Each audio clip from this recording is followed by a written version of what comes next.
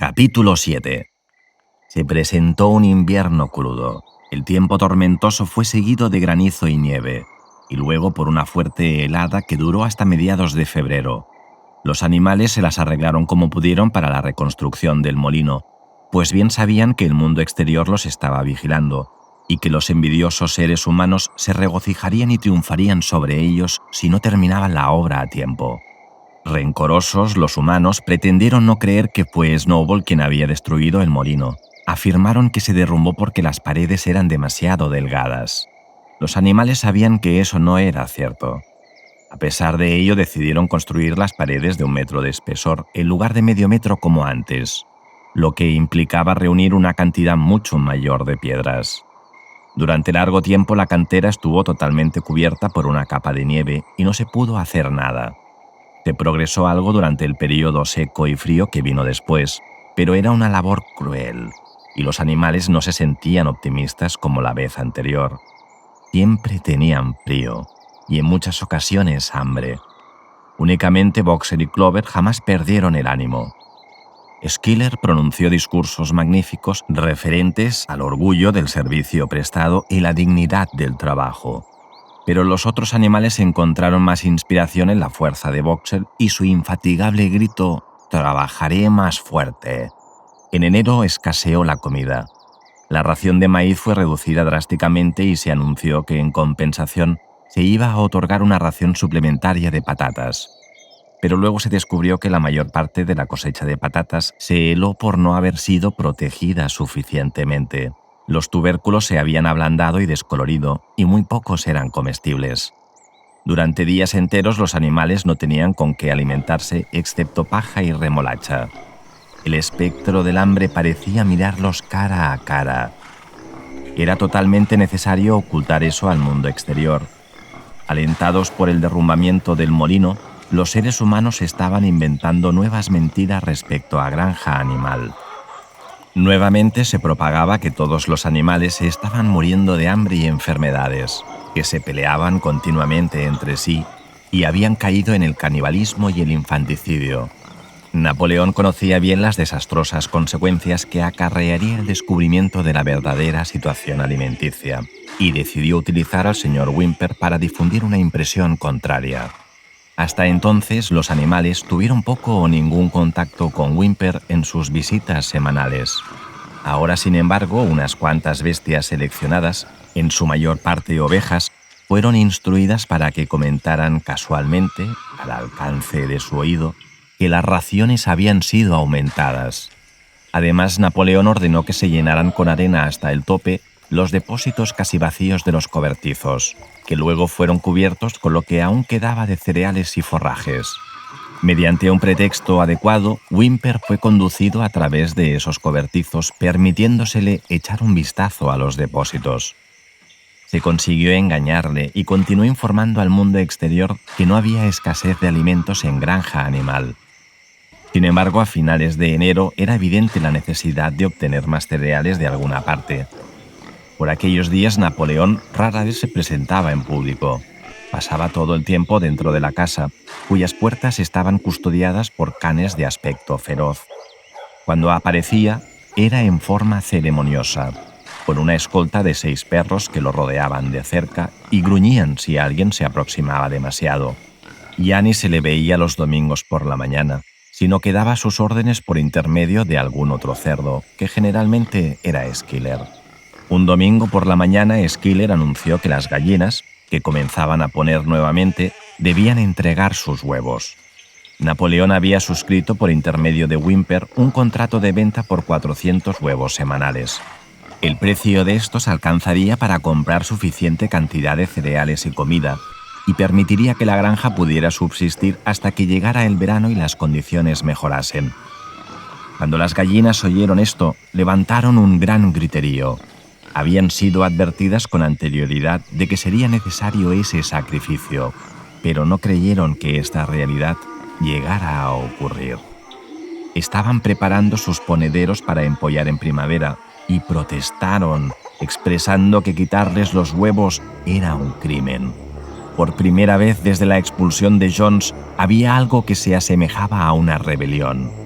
Dirigidas por 3 gallinas jóvenes Black Minorca, las gallinas hicieron un decidido intento por frustrar los deseos de Napoleón.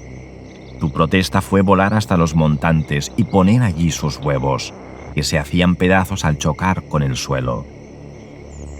Napoleón actuó rápidamente y sin piedad. Ordenó que fueran suspendidas las raciones de las gallinas y decretó que cualquier animal que diera, aunque fuera un grano de maíz, a una gallina, sería castigado con la muerte. Los perros cuidaron de que las órdenes fueran cumplidas. Las gallinas resistieron durante 5 días, luego capitularon y volvieron a sus nidos. 9 gallinas murieron entretanto. Sus cadáveres fueron enterrados en la huerta y se comunicó que habían muerto de coccidiosis. Whymper no se enteró de este asunto y los huevos fueron debidamente entregados. El camión de un almacenista acudía semanalmente a la granja para llevárselos. Durante todo este tiempo no hubo señales de Snowball. Se rumoreaba que estaba oculto en una de las granjas vecinas, Foxwood o Pinchfield. Napoleón mantenía mejores relaciones que antes con los otros granjeros, y ocurrió que en el patio había una pila de madera para la construcción, que estaba allí desde hacía 10 años, cuando se taló un bosque de hayas. Estaba bien mantenida y Whymper aconsejó a Napoleón que la vendiera.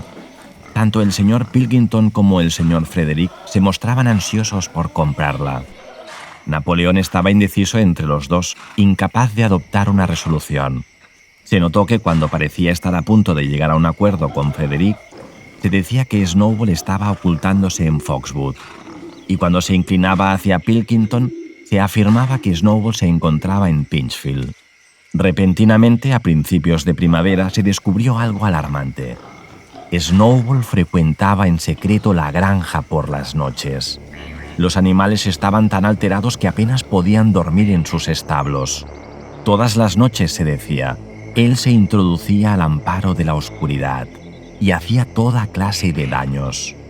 Robaba el maíz, volcaba los cubos de leche, rompía los huevos, pisoteaba los semilleros, roía la corteza de los árboles frutales. Cuando algo andaba mal, se hizo habitual atribuírselo siempre a Snowball.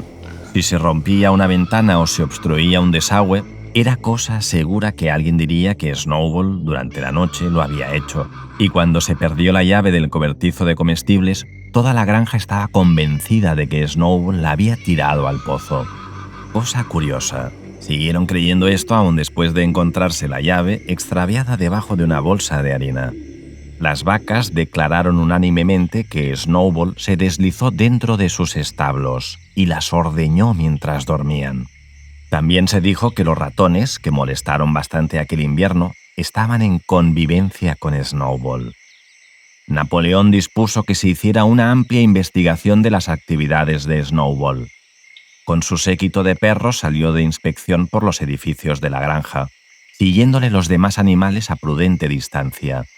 Cada X pasos Napoleón se paraba y olía el suelo buscando rastros de las pisadas de Snowball, las que, según dijo él, podía reconocer por el olfato.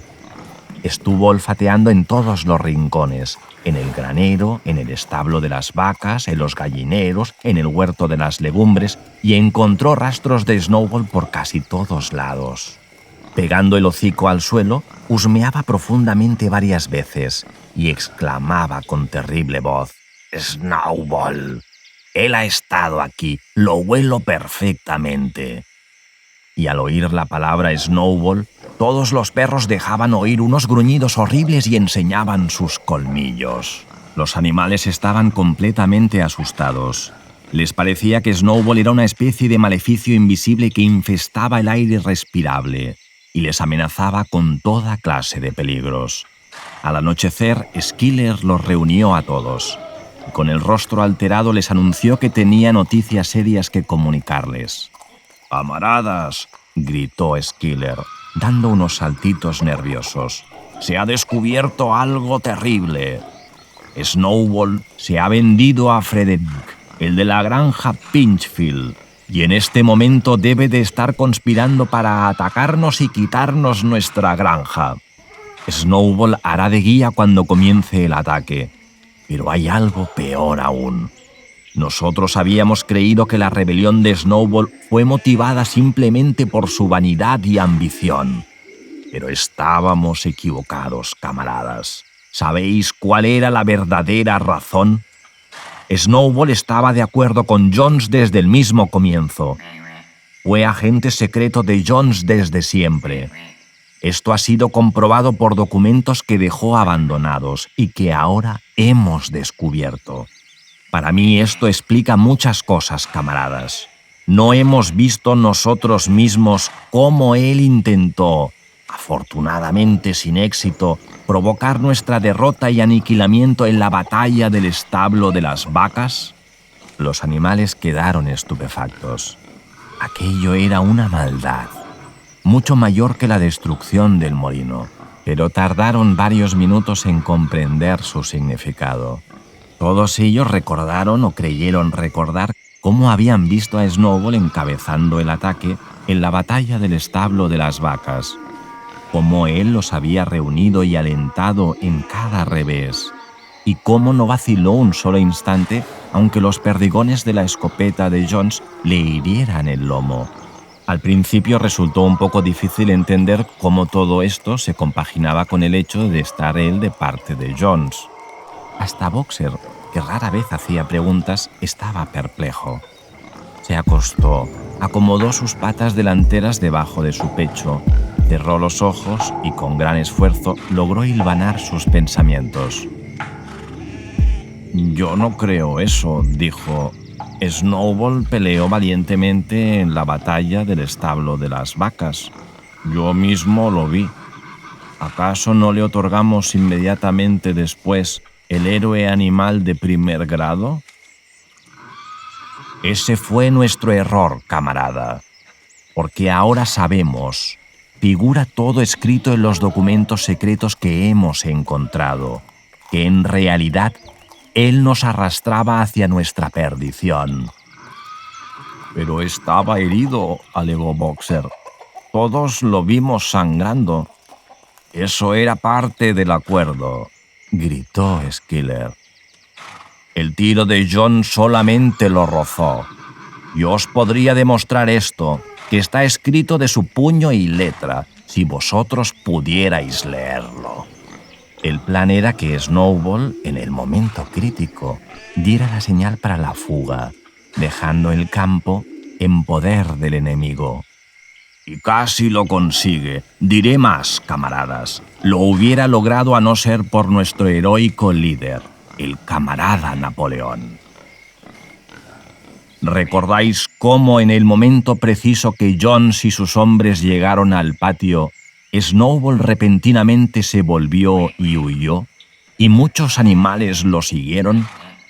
Y recordáis también que justamente en ese mismo momento, cuando cundía el pánico y parecía que estaba todo perdido, el camarada Napoleón saltó hacia adelante al grito de «¡Muera la humanidad!»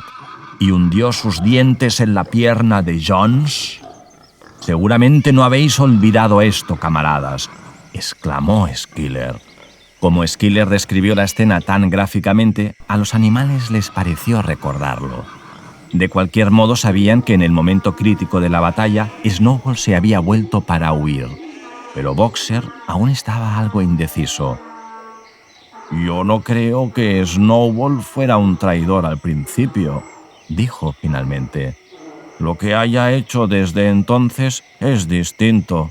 Pero yo creo que en la batalla del establo de las vacas, él fue un buen camarada». «Nuestro líder, el camarada Napoleón», anunció Skiller hablando lentamente y con firmeza, «ha manifestado categóricamente, camaradas, que Snowball fue agente de Jones desde el mismo comienzo de todo, desde mucho antes de que se pensara siquiera en la rebelión». «Ah, eso es distinto», gritó Boxer. «Si el camarada Napoleón lo dice, debe ser así.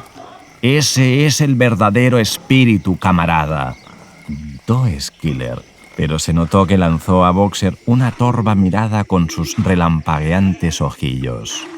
Se volvió para irse, luego se detuvo y agregó en forma impresionante: Yo le advierto a todo animal de esta granja que tengan los ojos bien abiertos, porque tenemos motivos para creer que algunos agentes secretos de Snowball están entre nosotros y al acecho en este momento.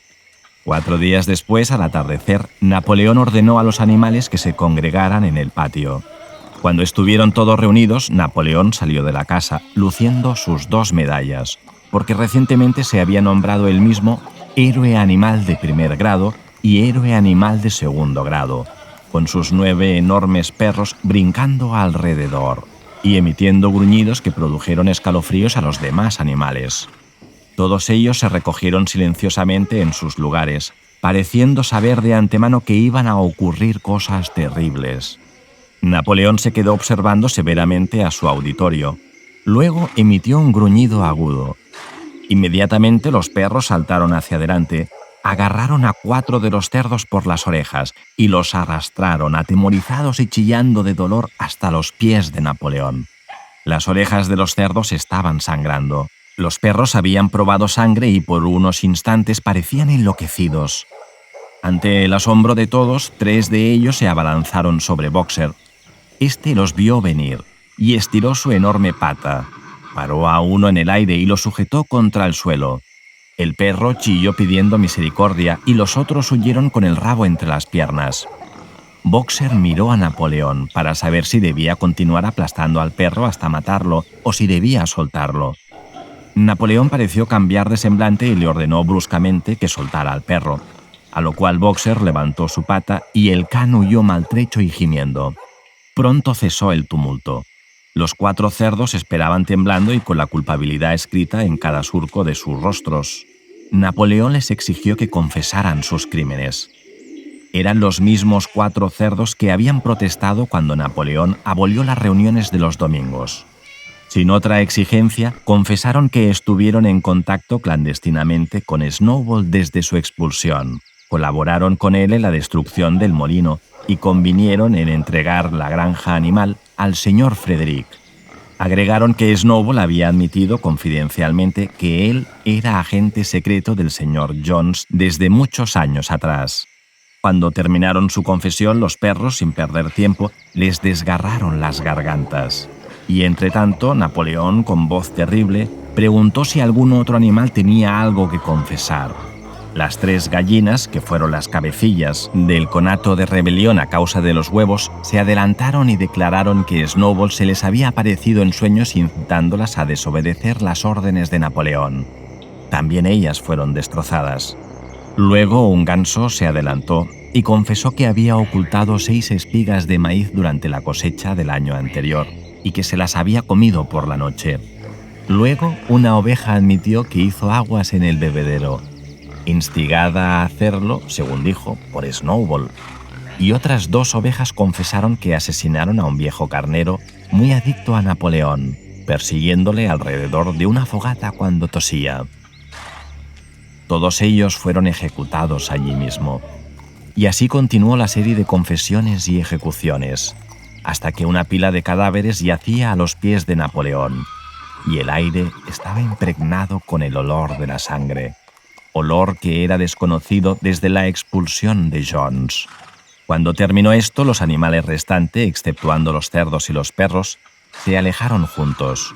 Estaban estremecidos y consternados. No sabían qué era más espantoso, si la traición de los animales que se conjuraron con Snowball o la cruel represión que acababan de presenciar.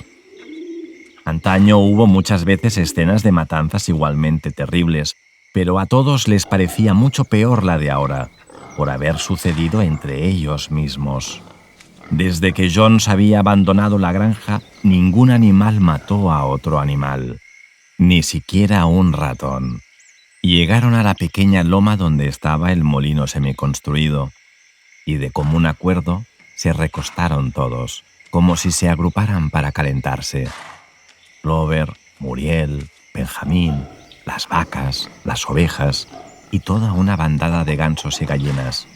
Todos, en verdad, exceptuando al gato, que había desaparecido repentinamente, poco antes de que Napoleón ordenara a los animales que se reunieran. Durante algún tiempo nadie habló.